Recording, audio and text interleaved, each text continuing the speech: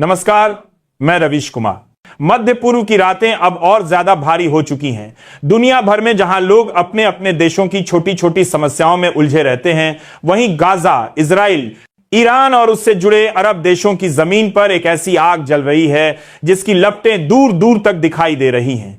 इस आग को बुझाने का दावा करने वाले बहुत हैं, लेकिन इस आग को बढ़ाने वालों की संख्या और भी ज्यादा है। आज इजराइल ने यह कहकर दुनिया को चौंकाया कि वह गाजा सिटी में अभूतपूर्व बल का इस्तेमाल करेगा। अभूतपूर्व यानी ऐसा हमला जिसकी मिसाल पहले कभी नहीं देखी गई। और जब कोई ताकतवर सेना यह शब्द बोलती है तो इसका मतलब सिर्फ हथियारों की बरसात होता है। गाजा की आबादी को खुलेआम चेतावनी दी गई है कि वे अपने घर छोड़कर भाग जाएं, लेकिन सवाल यह है कि वे भागेंगे तो कहां जाएंगे? चारों तरफ घेरा है। दक्षिण की तरफ मिस्र की सीमा बंद है, पश्चिम में समुद्र है और बाकी तीनों दिशाओं से बम बरस रहे हैं।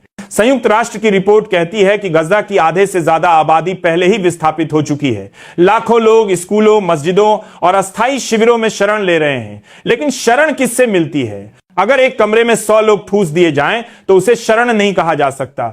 वहां सिर्फ इंतजार होता है, कभी खाने के लिए, कभी पानी के लिए और कभी मौत के लिए। इजराइल की राजनीति इस वक्त सबसे कठिन मोड़ पर खड़ी है।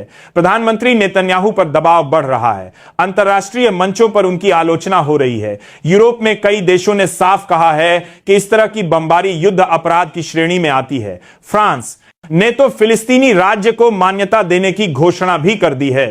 राष्ट्रपति मैक्रो का कहना है कि अगर अब 2 राज्य समाधान को लागू नहीं किया गया तो यह संघर्ष कभी खत्म नहीं होगा। लेकिन नेतन्याहू की सरकार का कहना है कि हमास को जड़ से मिटाना ही लक्ष्य है, चाहे इसकी कीमत कुछ भी क्यों ना हो। यही वह वाक्य है जिसे सुनकर गाजा की गलियों में खून बह रहा है। यही वह जिद है जिसने आम लोगों को युद्ध का ईंधन बना दिया है।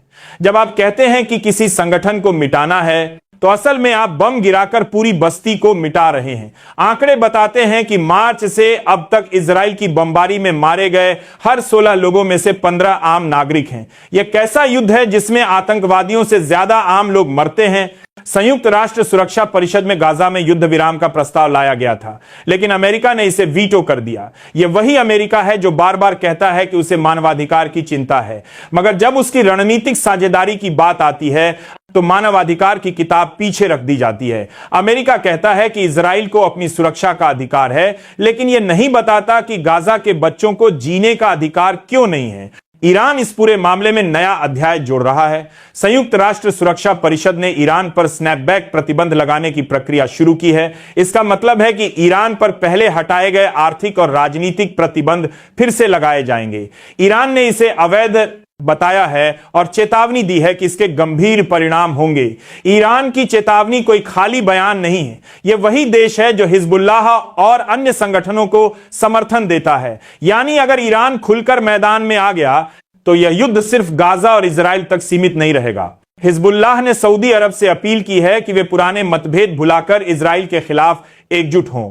हिजबुल्लाह के नेता ने कहा कि उनके हथियार किसी अरब देश के लिए नहीं हैं, बल्कि सिर्फ इजराइल के खिलाफ हैं। यह बयान सामान्य नहीं है। इसका मतलब है कि क्षेत्र की राजनीति में नए गठबंधन बनने वाले हैं। अगर सऊदी, ईरान और हिजबुल्लाह जैसे पक्ष एक मंच पर आ गए तो यह पूरा समीकरण बदल जाएगा। मिस्र ने भी साफ चेतावनी दी है।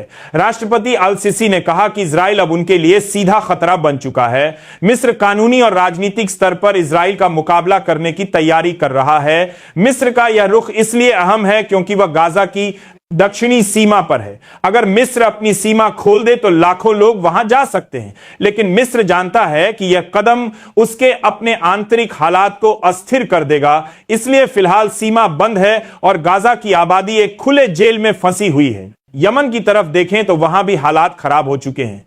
इजरायली हवाई हमले में 31 पत्रकार मारे गए।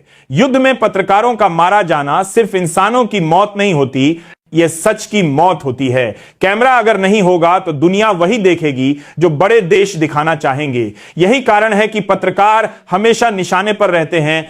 गाजा की तस्वीर हर दिन और भयावह होती जा रही है। वहां अब बिजली नहीं है, पानी खत्म हो रहा है, अस्पतालों में दवा की कमी है, लोग लकड़ी और पत्थरों से खाना पकाने को मजबूर हैं। पानी की एक बोतल के लिए लोग घंटों लाइन में खड़े रहते हैं। ये लाइनें सिर्फ खाने और पानी के लिए नहीं होती, ये लाइनें इंसानियत की अंतिम परीक्षा होती हैं। युद्ध का असर सिर्फ मैदान तक सीमित नहीं होता, युद्ध तेल की कीमतों को भी बढ़ा देता है। ईरान पर प्रतिबंध की चर्चा ने अंतर्राष्ट्रीय बाजार में हलचल मचा दी है। तेल महंगा हो रहा है और इसका असर दुनिया की अर्थव्यवस्था पर पड़ेगा। आप दिल्ली में बैठकर सोच सकते हैं कि गाजा की लड़ाई का आपसे क्या लेना देना, लेकिन जब आपके शहर में पेट्रोल महंगा होगा तो समझ लीजिए कि यह वही युद्ध है जिसकी आग आप तक पहुंच गई है।